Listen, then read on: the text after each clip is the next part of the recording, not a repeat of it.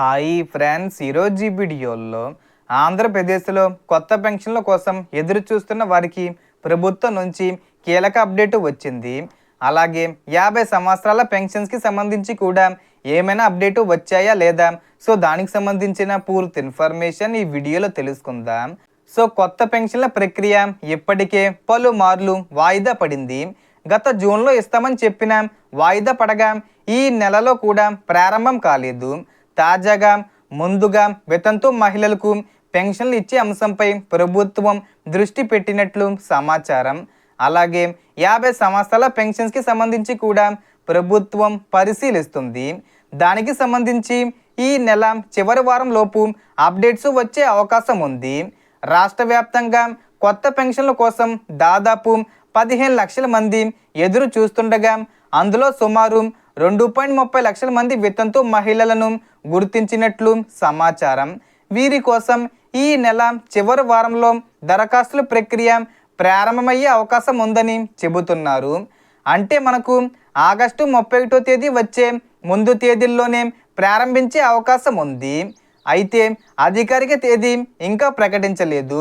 కాబట్టి వేతనంతో మహిళలు ముందుగానే రేషన్ కార్డు, ఆధార్ కార్డు, భర్త మరణ ధృవీకరణ పత్రం, భర్త ఆధారు, ఆదాయ ధృవీకరణ పత్రం, అవసరమైతే కుల ధృవీకరణ పత్రం సిద్ధంగా ఉంచుకోవడం మంచిది. ఇక పెన్షన్ అర్హత కోసం కొన్ని నిబంధనలు ఉన్నాయి. గ్రామీణ ప్రాంతాల్లో వార్షిక కుటుంబ ఆదాయం 1.50 లక్షల కంటే తక్కువగా, పట్టణాల్లో 2 లక్షల కంటే తక్కువగా ఉండాలి. కుటుంబానికి 10 ఎకరాలకు మించిన మెట్ట భూమి లేదా 3 ఎకరాలకు మించిన మాగాణి భూమి ఉండకూడదు. విద్యుత్ వినియోగం సంవత్సరానికి 300 యూనిట్లకు మించకూడదు. సొంతంగా 4 చక్రాల వాహనం ఉండకూడదు.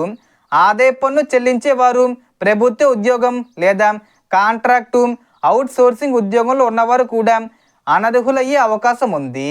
పట్టణ ప్రాంతాల్లో 1000 చదరపు అడుగులకు మించిన ఫ్లాట్ ఉంటే కూడా అనర్హత వచ్చే నిబంధన ఉంది. ఈ నిబంధనలో మార్పులు వస్తే అధికారిక ప్రకటనను బట్టి నిర్ణయం ఉంటుంది.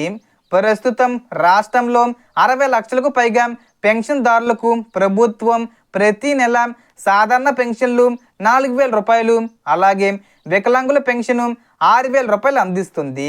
కొత్తగా దాదాపు 15 లక్షల పెన్షన్లకు అవకాశం కల్పించే ప్రక్రియపై ప్రభుత్వం ముందుకు వెళ్తున్నట్లు సమాచారం.